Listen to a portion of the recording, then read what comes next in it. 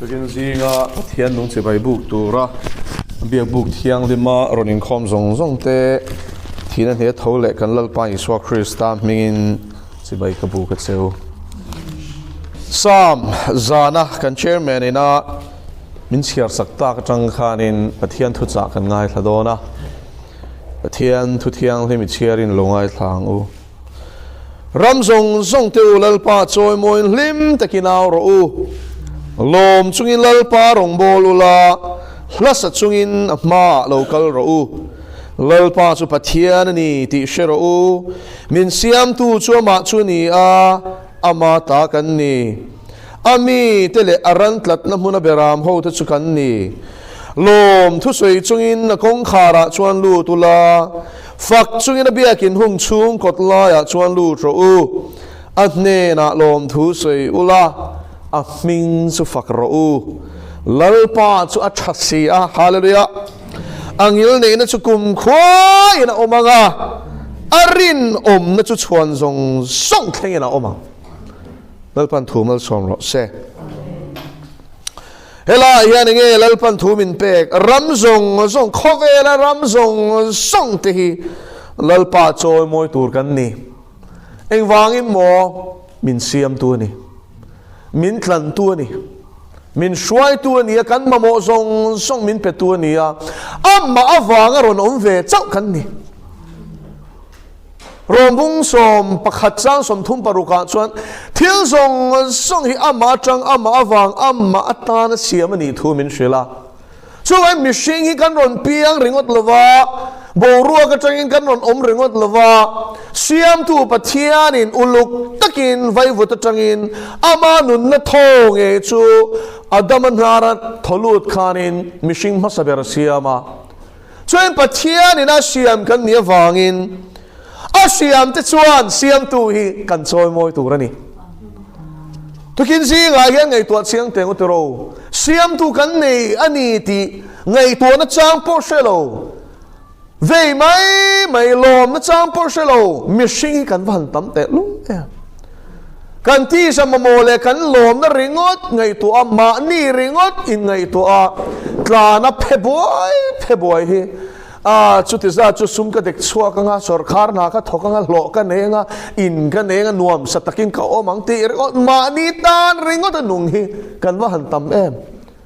tukin si nga hian tir ko pola chuanin ke tane ro zong nun hi Kristani ati thi po lok na ni ati chuan tir ko pola tan khan nge nun om zia chu I swatan nun hi nun om zia chu ni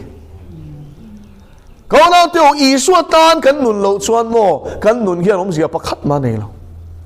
lali swatan nung ero chuanin he adam san hi ati hlot ling me kan ilal pa chu fakerom ro se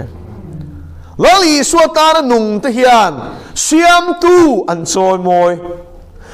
moi ti wang khan he ti fakalama ring deu dewa zai ringot khanilo kha chu atel choi moi na dik tak chu e lalpa nun na min petui ni engkim min petui ni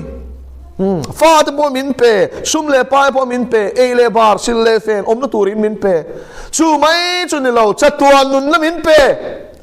lalpa katan hian I bahan hluen chumi sia chuana changa pathian ngai hlutna pathian trina pathian thuo ina nuna hi ama choi moi na dik tak chuni lalpa chu fakeram ro se chuan ko na tu sunday tu ka kala building nuaya ring deu dewa zai ringota hianin choi moi na top lo ti hi hriang u ni tin kan nuna hian lom na chang she chungin inungang u lalpa fak chungin nun mang ro I chong thei te khalalpa ne na lom thu sei ro chong thei lo an tam lu tuk khovela hian mi nan biak chemo I she thei kha I benga I she thei kha lom thu sei ro bengong an tam lu tuk khovela hian I mitin khwa mu theya I kal na tur chin a mu thei ringot po khalalpa ne na lom thu sei ro mit del piang an tam lu tuk imti mamo chul na piang akal thei tu la ke pani inei kha lom thu so yang che o kal thei lo tam lu tuk mani a po do pakhat chuan mi ron kola kapu ke khing khat chau ka nei to ka ke khing le lampang hi I ka thisen za ma fel lo ma wangin min amputate min tan saka khup hnuaya che hian ke khing khata kal hi chu enge moti tin ka thiam ve to tia ma se tu na hian ka ke thalama po hian in chu tiang har sat na bok chon mulea min tan sakang ti hi ka lau ngoi te top me ni ke poi mo zi tro entina tu nai dai kala chhuwa ka man mo taka kal thei tur khan ke pani nei iwan van nei em nei ta lo la mi khong ai changin min zol teu ti nga yang ko na teu heng mal som na kan chan kan nei ring chiar na chang kan shiat lo wang kan vui mai chin no lom na tur hi van tam em tro man mo taki min ko wa kan kal thei ringot kal na tur ke kan nei te lo mang o lalpa min tirna kal thei tur ke kan nei te lo mang o ama fak na tura ban kan nei te lom thui shelang o chung ban te chu sang takin pathian faknan I pharang o ramzong zong teu lalpa choi moin hlim takin ti kherani vui chungin ni lovin ti lo thelo anga ti hek lovin hlim takin aw ro ti ni chu an pathian kan choi moi na ko nga hian I awang o entinan tharau thiang hlemin hallelujah peturin ti ta chea ring taka hallelujah ipe khan pathian I choi moi ni amen pero ti ta chea ring taka ipe khanin pathian I choi moi ni ko na teu heng kong sang pathian in o ape te kha lom na sang shero kan omo hi top sela tro engti pathian thu po kan soyang pathian thu soi thei tur mo le I nei te a voi khat chu kan rong bol na hianin a le mor hi cancer a le zat ve deuh tho khan tan saka pai an pai saka ni a khong ai thla e ma thil hi soi du chin se patling hi nia a soi ve fak ma se le I chan ve chau nen chon a fia zo to lo ni a thu soi enge a soi kan ti ti khan mun dewin kan ngai thlak saka ma se shia da har to khop mai le ila nei khalal pa ne la lom thu soi ro hallelujah mo ila nei khalal pa ne la lom thu soi ro lom chung hi ho lal pa rong hi bolang u mo lungai chunga mo lo tur lom chung lal pa rong hi bolang u lom na tur hi van tam em ti zong in ngai to ro I lom na chang I shelo ni chuan I qualified I in pay I fing I engkim chong te po man chak sok enga tingel pa na man law mo I king hi mo an tam lutuk I thil ti thei hian tam lutuk ti sadan tak po educational qualification po I thiam hian tam lutuk bible shezok an tam lutuk sumi kar nang ma mang du chei lom ta che hallelujah mi fing berin ni lo mi zei ber po ni lo mel cha ber po ni lo palien ber po ni lo mo ma selal pan akhong ai nei na thlang che sin lal pa ka lo mi ti la mo arong hi bol mai ro chuan lam te hi siam to su nanga kara apang ve du che hi mo lom ler tir turi nga tir turi nga lu tok lal pa hian a khong ai wang che na thang che ni kha lal pa chu fakenom ro se kan phu wang ani lo ti sia chian na hian mo lom na thlen chin kan ai thlingan tam te lo nen ega tange min ti ve lal pa ke te hi ega tange min than ve hallelujah a lom lo thek lo te ro chu tiang ngai to chanu na ni tin chu chui ngai tuang u kia ka lal pa na min han mang ve du hi lal pa ka van lom em chu lom na chang chuan mo rong bol pui kan phur sop mai ni lom chu rong bol hi chu a sot po sot ani taro ngui ngiei chu nga chan chin tha chu ti ve lai chuan in chak taka lom taka min chan nam tu chan chin ka lo shilang che han ti chu dan chu dang de lo taro phur vak lem lawa lal pan min tira ka lo kal lo ngam bok si lawa ti ve lai chuan in u now lali suai tan kum sang ni kal ta han cross a thi sin nam mi sual ta na thi sin a luang a sin pathian hian a mangai che sin isual similarly swallow ring rotia o shil khachu danavan nang non em tero chuan khou kau nau teu rong kan bol ta sa lom chungi ni bol teng u phun noi chungi ni bol lawang u entie tiles adot le chuan hlat chungin a ma local roti ni enge hlat chungin kan zai reng non ti na mi nilo pathian chung kan lom chuan mo kan nun hian kan thin lung hian kan ril ruwa hian lai kan sak reng mai ni in live chi rem pathian chung kan lom chuan in tia bathroom a pa te point a fakla te kan sa i wai nge zai ro min ti wang mi nilo lalpa lom na mi kha chuan in a faklo thei lova chu fak na ki khat chu la sakhini hallelujah chu lalpan saro min ti wang ani lo he ta lalpa chunga lom em wang in la khan pathian chunga lom na khalang chwa tir ve thin ani chu lalpa chu fakinom ro se mo chu vai mi lim thei deu chu an zai ra zel tero e rong bol pa ten an zaya o enge mun phia pa ten an zaya fakla ten sa o van nuam bik em tero enge lom chunga rong bol tu te om dan ani hi mi lan pa chunga lom tak chon mo lasat chungin rong bol thin hallelujah an mel bu pon nuam hallelujah mo tum veo vo chunga rong bol tu le lom tak chunga mo arong bol sakakha a enge a chunga khana lom ani ti siat reng chunga rong bol tu rong bol le e kha chu anwam bi ka lom tum veo vo chu u no tu tu kin jing chu mi thia vui do mo ti mai tu ra thu sei chon angai nom lo chu ai chon lalpa chu chani hallelujah oh lalpa chu chani eng wangin mo thuring o ten soilo a thatna tem tata a thatna tuk tinin tharau thiang lim pol na chan thina wangin lom takin ro bol ani chu hallelujah chu lom chu lalpa rong bol ro la sa chu in ma lo kal ro ti lalpa chu pathian ani ti shero avan poi mo em kan lalpa chau lo chu pathian dang nom lo ti hi sia teng tu sa kho dang song ina an bia khi chu ram huai setan le ho te fekan chula a chuan nget takin ril ru puro ti hi tu kin zi ngai hen ka shil du che inge chung te chuin shilangai mi lali nge kan pathian lo te chu pathian dang nom lo ti te chu kan ring tlang ve kalom christian te chuan I lo ti takin aningot lo tu na hian mo theological seminary tam taka chuan pluralism te hian pom chan to enge pluralism chu there are many ways to God pathian thlen kong sang om chuan hindu pa kha phusit ringot chu ani pon e chan dam la chang thawang pathian om ring lo po van ma ka eng tin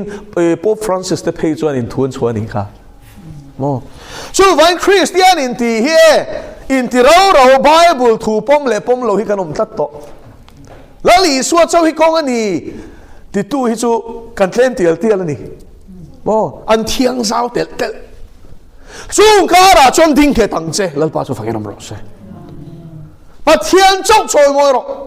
I swa lo hi van ram thlen thena kong dang a om lo ti a hian lo ding he ta tang che eng ang pon ron ti kwal ro se theologian ho hian mo pathian thu hi chiang ani chu thu chuan a soi to ma hi soi chiang ani lali suwa chuan ke hi kong le thu tak le nun na kani tu po ke ma kal lo chu pa the ran theng ngai lo ti ta khan chiang lo pakhat mong lo tro a article heta the Greek tonga po article oma English po I am the way the truth the life ati the ti ada to chuan in ama lo chom lo ti na ni chu oh way ati lo tro indefinite article of mang lo way ati lo I am a way a truth ati lo I am the way ati chuan in ke lo hi kong dang om lo ti na ni ke lo hi nun na pe thei da om lo ke lo hi thu tak dang anom lo ati na ni lalpa chu fakinom ro se chu thu tak chu fuan ta dang se eng ang pon ron thiang zau hlom ro se nang chu lalpa chu ka pathian ni ti khan ding net tat ro chung te chu eng ti soi vak ngai ta khela iti mai thei I she zau tel tel ngai la she don an thiang zau to lu tuk mo mei chia changa mi pa in thak dang lam te bishop atan ten pui thiam atan อ๋ออันนี้เหตุตัวนี้โกชันเช่นขัดชวนนี่กลุ่มนี่ก็เสียอ่อนนี่กลุ่ม2022เงี้ย21ก็เชียงตัวเราอะไรเลยตัวSeptember ท่าคานินอเมริกา USA Lutheran Evangelical Lutheran Church ชวนไม่เชื่อจังมีป่าอินเล็ดอินเซียมดังลำนุเตะปอดลอยทักตีร์มีปัสเซอร์วัวลชอบขัดยังข้าปุยเทียมันจุกเนมกันทั้งหมดเลยรับทักเซโน transgender ค่ะใครกันคอฟเวลที่มรับทักเตลลอนช่วงการะจนแล้วป้าจุปะเทียนนี่ติเชราอูฮาเลลูยามินเซียมตูจูอัมมาจูนี่อะมีป่าเซียมไม่เชื่อเซียมอาการมีเสียมโลมีป่าเดอเร็วเสียมโลมีเชียเดอเร็วเสียมโลเฮงหุรเฮรโมมานี่นาทีดังลำตุ้มโฮเสตนาบอลอาทาวฮีข้างโฮฟังขันบอยโลตัวอเมริกาจนโมมีป่าเอ็นเร่งพวกขับเบมหูในอทุ่มดูดเปลี่ยนมังกรป่านี่ที่เชียเร่งกับปีมินติรออันติดลัดตัวนี้ชูอารับท่ากันเนี่ยโอจุดที่จุดเชลโลไม่ที่ USA จนติดจันโตกับปีที่เราจนคิงอังเจโกตากับปีมินติรอโอ้ซาร์ที่เราตัวแม่ที่ตัวนี้ชูเฮร์ตอลตุกอินสุดที่แม่จุดคริสเตียนที่ชวนนั้นที่ดูเราฟังอินอันคิงแม่กันเองเช่นหุ่นขีดตักกันเทงนอนตัวไหนเฮโรนเอาเตวมานี่ลูกอาชวนมาลตา MALTA มาลตา European Union หน่วยรัมปะขัดชวนที่ละเทงะ Gretsch อันนี้มิงซูมองก็หุรอันนี้อเปียงทาร์ตานี่ซู Bible ฮีมออดิกเซียสอยา Facebook อ่ะอินเทอร์วิวอันโพสต์ขานินมองก็หุรน่าจะกับเทียนี่นะอัชันสวดานะข้าเชร์นี่ซูa testimony share vang chuan mo molta ram chuanin I midang Christiana le atum ti ya hekin thanga jail tang thei emo cheng sanga zanga thathum o jail tang thei emo cheng sanga zanga choi tir thei ani thu an hril ani chu arap thang in tiang mo eng ma chu tiang in Christiana ronom vero ti chuang lo pathianin annun ati dang lama kha a share mai niมองก็หุรอัจฉริมีป้าไงมอมีป้าไงปัทเทียนี่นะเสียมทูปัทเทียนถ้าทอรูปุยตะกเชอร์ฟังขานินอันคิงกันนี่สุเทียมเราวันจันทร์จวนเจละตั้งเทชุดเทียงดินพูน่าจวนองชุดเทียงคอเวล่ะจวนกันอมเมกตีฮิเชียงโอเสร็จตั้งแต่เฮียนมอปัทเทียนกันเล่าป้าเจ้าฮิปัทเทียนนี่ตีฮิสวยรีขี้อภัลต่อเราTwitter อ่ะเต้ TikTok อ่ะเต้ YouTube เครื่องพอยทุตักสวยฮีอ่ะไงหมดทัดต่อมอวัคซีนส่งจ้าทิลดิกสวยเตหิมออ่ะไงหมดลุตุกตั้มตะกี้นั้นทีปุยมาเสร็จแล้วอันทีปุยตีสวยค่ะอ่ะเริ่มแล้วอีสวยไว้ส่วนอี channel จะเป็นอันติดต่อเฟกันก็เราเดียวจุดเตียงก็ตีดูดาแล้วจุดแข่งเมฆมาเสร็จแล้วป้าจุดปะเทียนนี่ตีเชรงหังเจเองอังปุ่นเขาเวลยันมินเนกเจเป็นมินติดูดามาเซลโมมินเนดองเราเล่าพาจุฟักเกลมรอเซดูน่าปุ่นเชียทริปุระปุ่นมิโซรัมปุ่นลากันตุม BJP ยันเองยัน agenda มานี่ลูกขันโมดีจุงจ้างะ BBC ชวนิน documentary เสียมเข่นเสียมอินเราเอ็นเวมอค่ะก็เอ็นนักชวนอันละทารังลุตุกตัวน่าหัน Google ชินเตียวค่อยมาหูตัวรมต่อเราอันละทาไฟเวกมาเซJamia Millia Islamia in Seattle Muslim University in Delhi akona uma Sumia students te chuanin antia urlo tuktu na hian achan chu Modi akha Gujarat CM anilai khan sang ni le patnia Godhra massacre khain Seattle Musulman an sam chiam thum kha chu ta chuanin evidence IPS officer te ngei point an soi ni Gujarat ta khang lai IPS officer te khan an soya chu tan soi chu ama cabinet minister ngei point apuang ni thum chungin Hindu firfia kho khan andu to ka Gujarat le khalai Godhra borvela musulman ho an tha theina turin Modi khanin phalna pe police ho khap re reng su ti in thu pe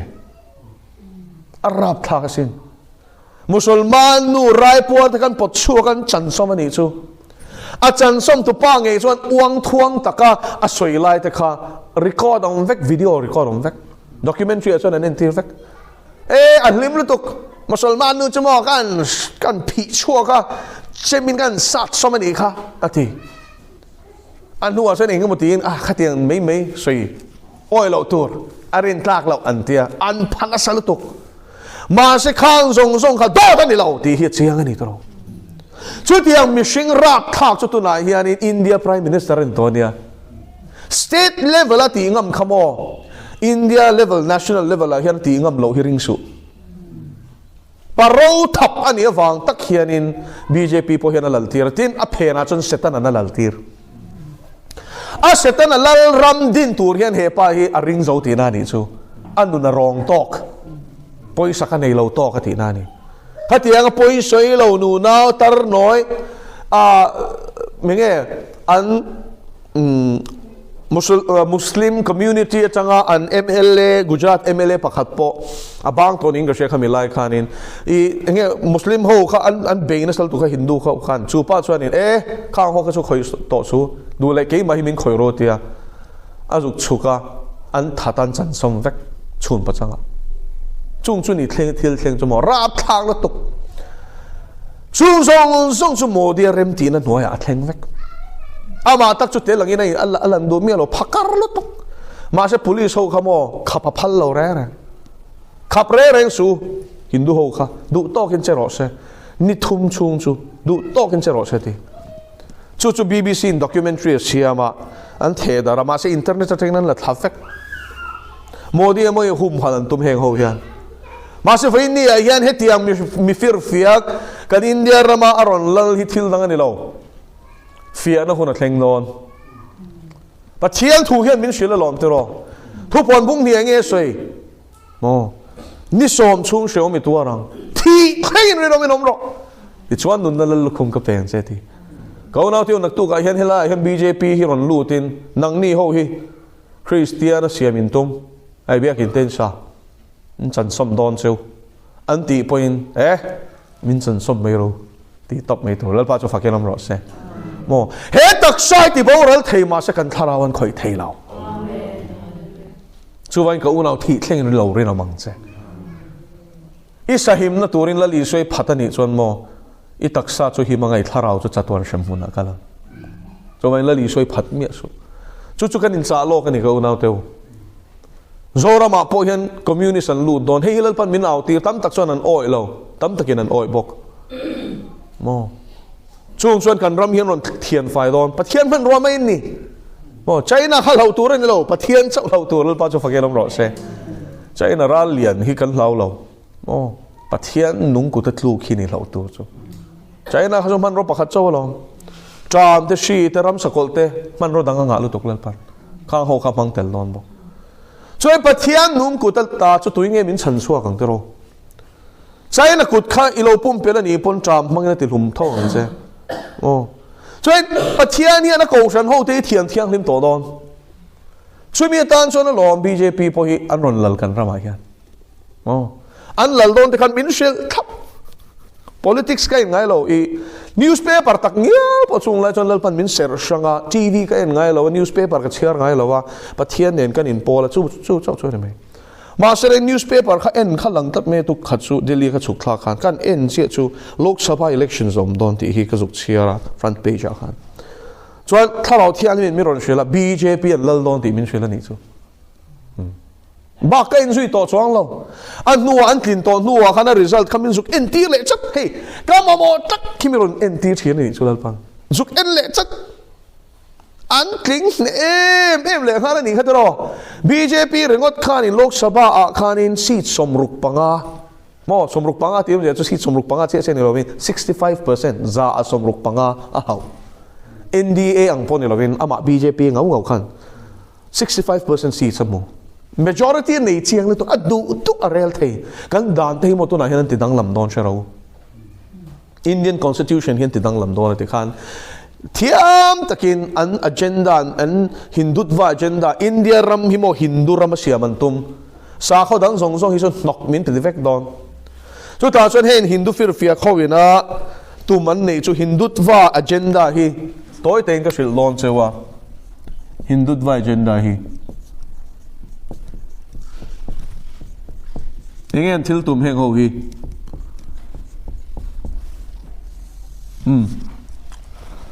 thil tum an thil tum kha chu hindu rama siam ani mai hindu rama siam turen ghar wapsi antia chataka hindu a inlet tura somna ani Hindua inlet tura som nei nan chanang chatakin an som phatang nang ni Christian te po sa khwa lo min von mei mana chan Hindu vekin ni aron tit chanani khatro chuan chu wangin Hindu a hian kir vek ro originally Hindu vekin ni Musulman ho po Mughal ho ron kala i Musulman an siam mei cholom atira chan Hindu vekin ni Hindu a hian ron inlet ro come back ghar wapsi tiam ja chu ghar chuan mani Hindu ho khan intia wapsi ti kha chu kir le ti na panina thataka an soman du lo chuanin India rama chanin nei lawa chwa san ro an tele don ni Hindu ram ania hi chu sa khodang bia chu in leng lo chu wangin in ron kir le du ni chu lo ni chuanin India ram chwa san ro tin thun pe don ni chu ole in le du bok lowa India ram chwa san du bok lo chuanin he an step number 3 tu chu ni hey mo Hindu fundamentalism chung chang zir chiang tu doctorate level a thesis be tu ina a research a thil zir chiana changa mu chwa ani a paper pokala kolren India ram chwa san ro atopa chuanin tharum manga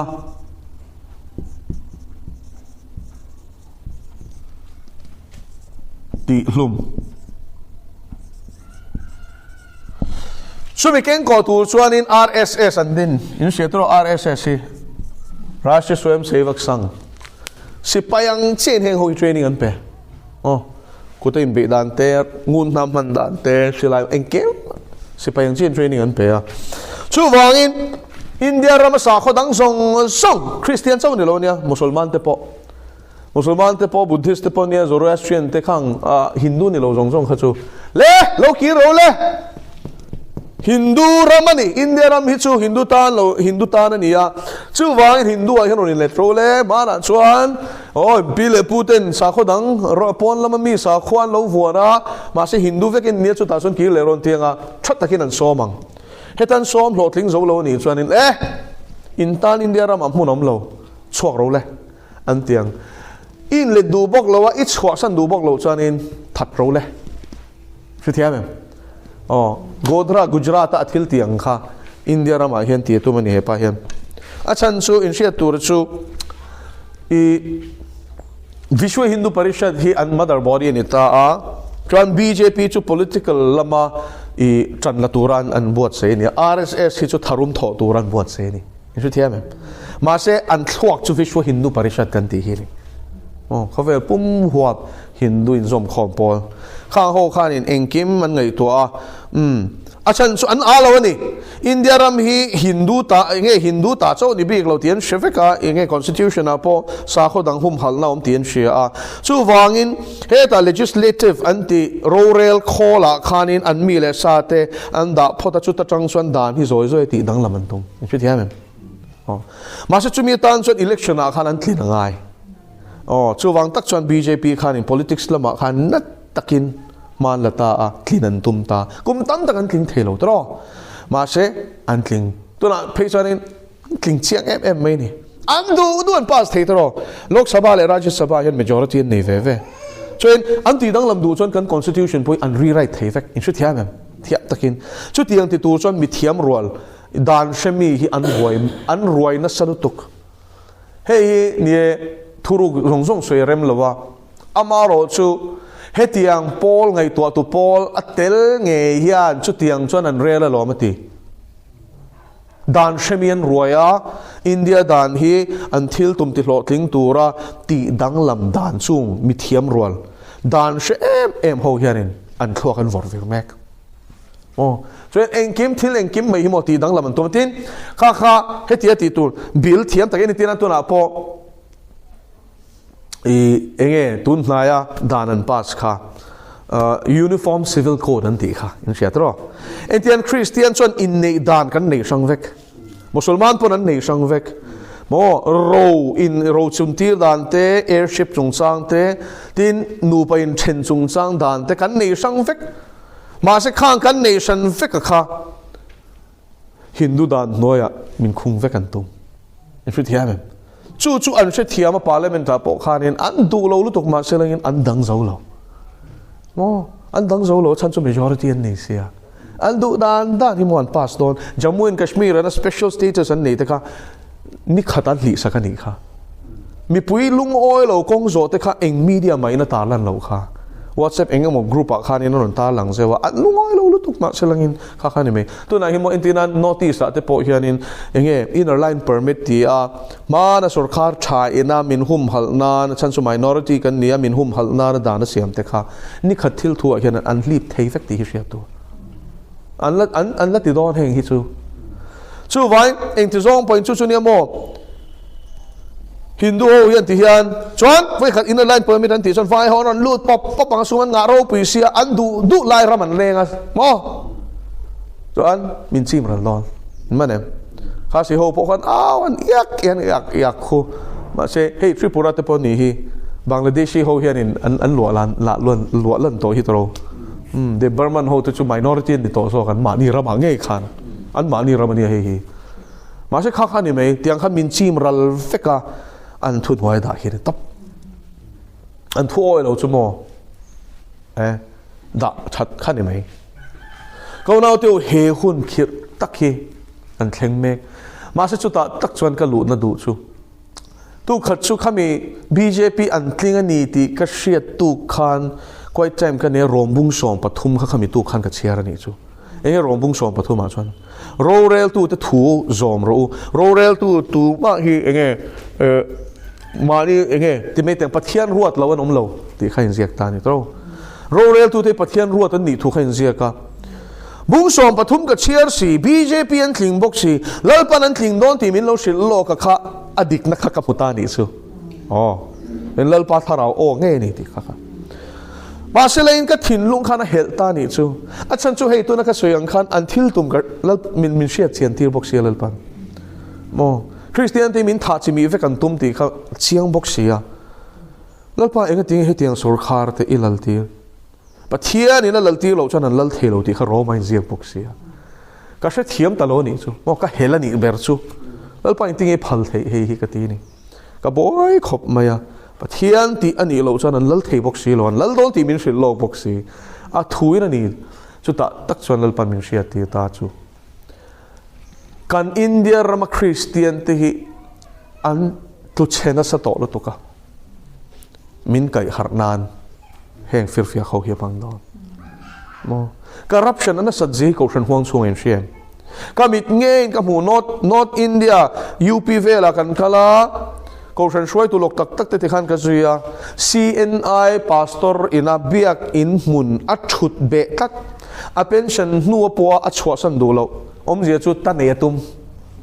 ชุดที่แม่อามา property อย่างนี้นั่นทรีท็อปอัดชัวสันดูเราเป็นฉันนัวปัวเกี่ยนี่ฟักกลปัวขโมยมินเราเมลชอพาสตอร์ที่เราสันมอมินเมลรุ่มขบไม่ให้อามาโรนังเราตัวละกลมอมินตีเงี้ยก็เชื่อเราว่าอะไรค่ะอามาเสียอันนู้นดิกเราฟังโซคาโลเนี่ยข้าที่ยังข้านี่บัพติสก็ฉันเงี้ยพอ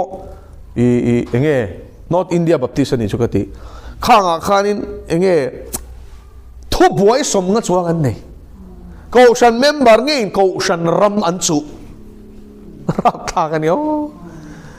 ชื่อว่างี้อันนั้นสลุตุกขัดยังขโมอันนั้นสลุตุกความชัวเห็นไหม sum le pai le property du na na salu tu kan ni chu ko tran shoi tu pastor nge pho tu wang lal pa hian in e kan ramathian fai don ni hi no ten fai na thleng don Zakaria bung som pathum keu ro le chang riat na le chang kwa na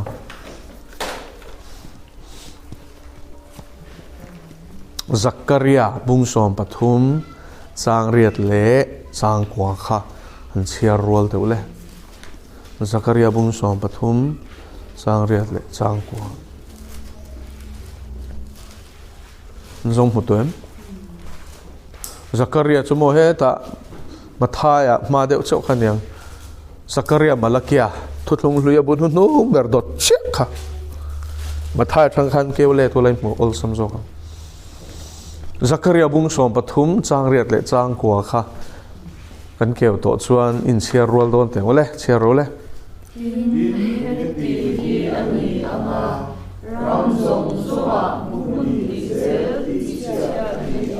Inzat mo ti chia ta niang tia mun ni zel tro mun ni 2 out of 3 ti chia ta ni don tro le chia zel ro le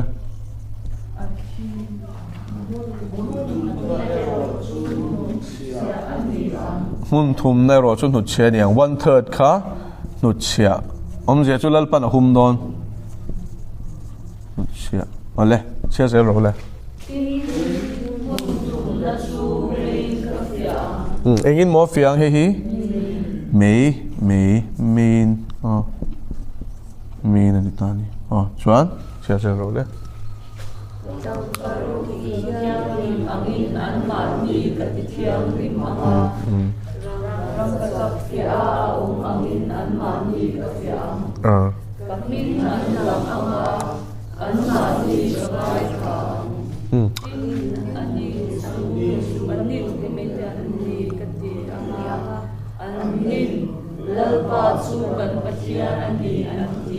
Hallelujah. Tu chuak mo kha. Exat mo ti chia don. Mun ni tero. Mun thuma internet tu na hian khove la Christian alo entaila. Mun thuma chena mun ni chu. Zoro ma po chu ti tho. Mun thum na chu 1/3 kha chu ati thiang lim don. Anu chianga main ati thiang lim don ni. Ti thiang lim na thleng don ni. Chu vain pathia ni na ko ran ho te ti thiang lim nan enge man don kha ti du da na ti du da na ni ko san ding ti thu thung thar ko san kha enge thiang lim na chan ti du dan tua reng nek che pe na nom reng chu vain mo lem chang tan khan Christian ni chi ni lo khang hon lai khan lar na ni lo ro pi na ni lo mar tar ngama Christian angai cho nên là lý do riêng tu tắc tắc tan lo khá xoan in thut lung thar cầu sana khan Christian này tắc tắc thấy lo mà sẽ tu nào chân tan lo bu tắc lệ bu lem kan trâu giá vek to sia anh tiếng bu lem khát lal pan athian phai don tiêm khá hun nu ngã khan bu lem te khin thu khan tero alem le tak chu trâu giá ro se alem chu kawan ter ko te kati ranga karamata thil ti sual ti tu le ti sual tu te chon la chua kanga me le ka ta kang di la chanan pai nga chu ta chuan cha le hat hia lo ma ti kan mun ni chu pathia ni na pai do na hal do na ni chu mun thum na chu ati thiang nim thunga he fia na kal tlang hian lalpan min ti thiang nim do na ni chu lalpan thumal som ro se thian ma ko nin chong chai le kan fa ro pi le thiang nim le le van lal ber ro pi na te choi mo na te la le thuni na zong zong kan la na che thrau thiang nim min shruai lom thu kan shil chea lalpa nang ma faktur kan ni ziate fak chan tur kan nga ziate le lalpa lom chungai rong bol tur kan ni zia min sia tira lom thu kan shil chea chu ti rol chuan in tun hun nga hian ko shan ti chop em to wangin i thian thiang hlim don ani ti kan ngai thlaboka chu ti thiang hlim huna po chuan lalpa i ta nang he takathi thlenga dingam turin min puyang che lalpa du taki swa Krista min kan di le